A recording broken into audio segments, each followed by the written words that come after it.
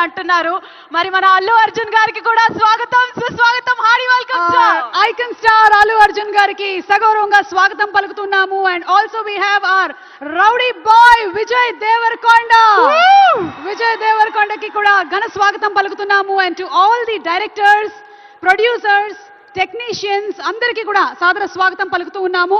మన తెలుగు సినిమా కేవలం ఒక రీజనల్ సినిమానే కాదు, ఇప్పుడు ఇంటర్నేషనల్ స్థాయికి వెళ్ళిపోయింది.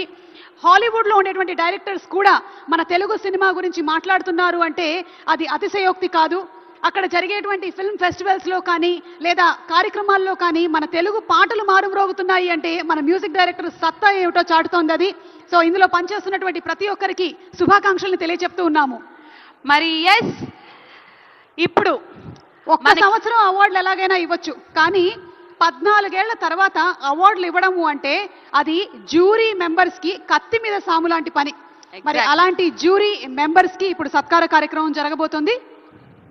మరి ఇక ఏమాత్రం ఆలస్యం చేయకుండా స్టేజ్ పైకి ఆహ్వానిస్తున్నాము డెప్యూటీ సీఎం అయిన శ్రీ బట్టి విక్రమార్క గారిని మరొకసారి స్టేజ్ మీదకి రావాల్సిందిగా కోరుకుంటాము.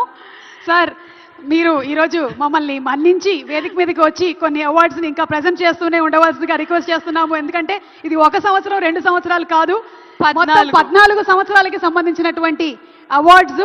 అండ్ మీరు అందించేటువంటి ప్రోత్సాహం, అలాగే మీరు అందించేటువంటి ఈ సత్కారం ఇంకా అద్భుతమైనటువంటి విజయాల్ని వాళ్ళు చవి చూసేలాగా చేస్తుంది. మా డెప్యూటీ సీఎం గారు బట్టి విక్రమార్క గారిని సాదరంగా వేదిక మీదకి ఆహ్వానిస్తున్నాం. సినిమాటోగ్రఫీ మినిస్టర్ కోమటిరెడ్డి వెంకటరెడ్డి గారిని కూడా వేదిక మీదకి రావాల్సిందిగా రిక్వెస్ట్ చేస్తున్నాము. So let's welcome. మరి వారి చేతుల మీదుగా జ్యూరీ కమిటీ మెంబర్స్ కి ఫెలిసిటేషన్ జరగబోతుంది.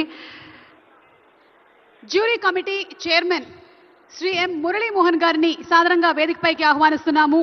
వారిని వచ్చి ఈ ఫెలిసిటేషన్ ని అందుకోవాల్సిందిగా రిక్వెస్ట్ చేస్తున్నాము. సో లెట్స్ వెల్కమ్ ఎం మురళీమోహన్ గారు ఆన్ స్టేజ్.